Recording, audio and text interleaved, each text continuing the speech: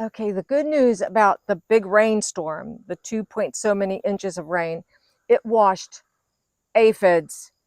This infestation is something I've never seen. I've been gardening almost 50 years, and this is kind of creepy.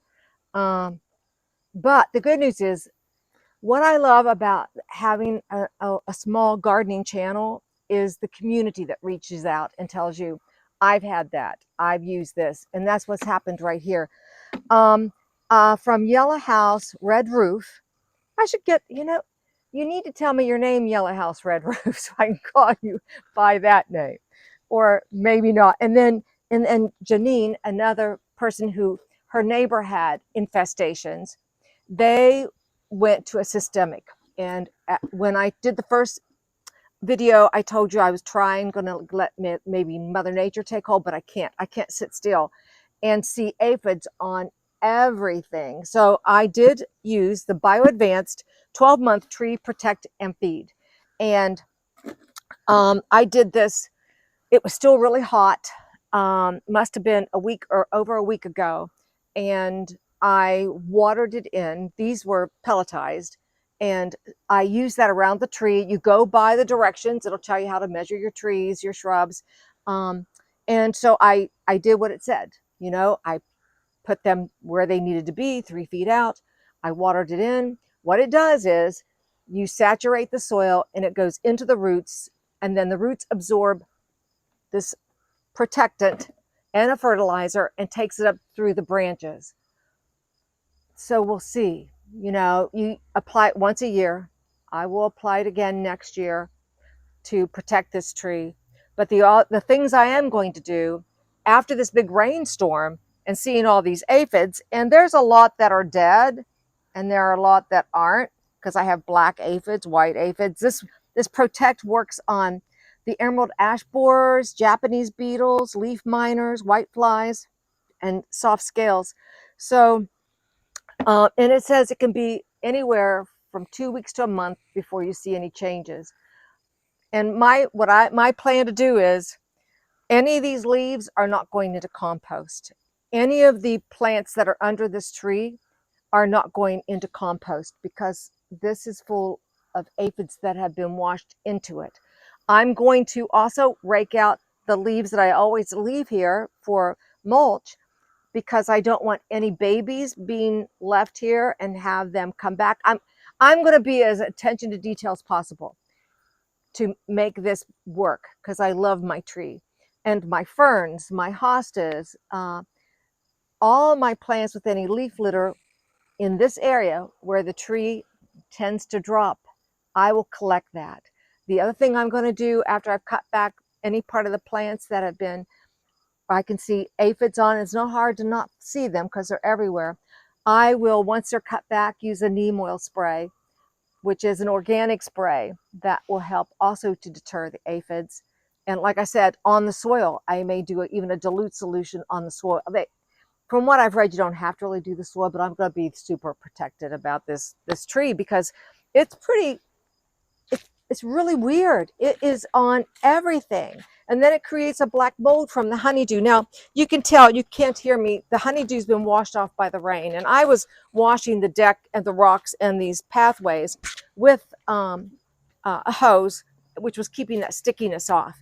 But this is just unbelievable when you look at,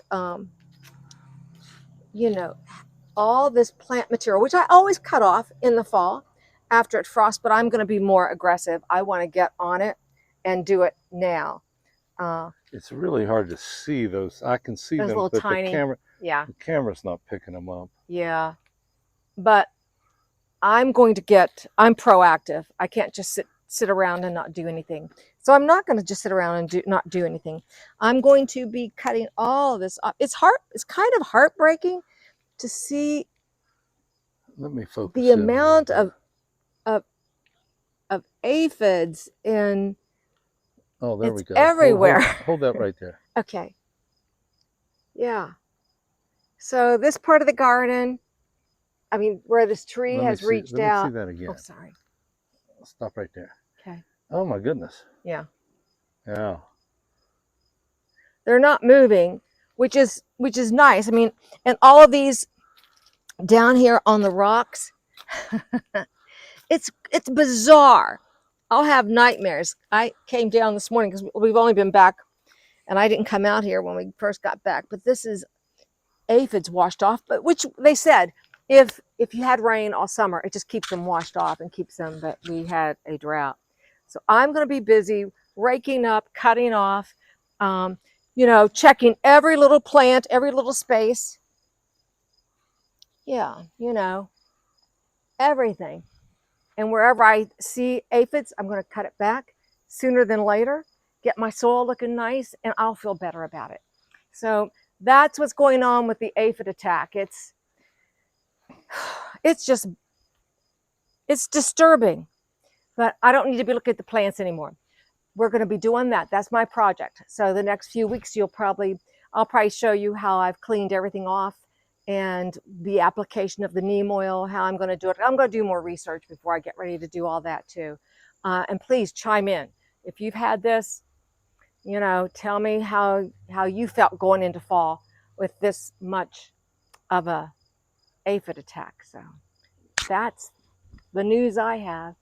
And Well, it's kind of scary though. it is. A little scary. Even though they say it won't kill the tree, this is an old tree. Yeah. And you know, it's living past its age, and I don't want it to die because I didn't attempt to take care of it. So I did use a systemic on it, and you have to. And I will do that once a year for this tree as long as I can. So that's my story. I'm gonna take care. I'm looking now. I'm looking to see if it's on my. I'll just spray some neem oil on the boxwood. I was going to say you can treat that with something. Yeah, I can hose it off, use some neem oil. So that's what I'm going to do. Everything else will be organic until I have to retreat the tree. So that's it. That's the update. And I will keep you posted. There's something after me, so I'll keep you posted. I'll show little bits and pieces of how everything's going to be cut off, and it'll look naked in the garden, but hopefully we'll just take care of these little aphids and the babies that they're leaving in the leaves and everywhere.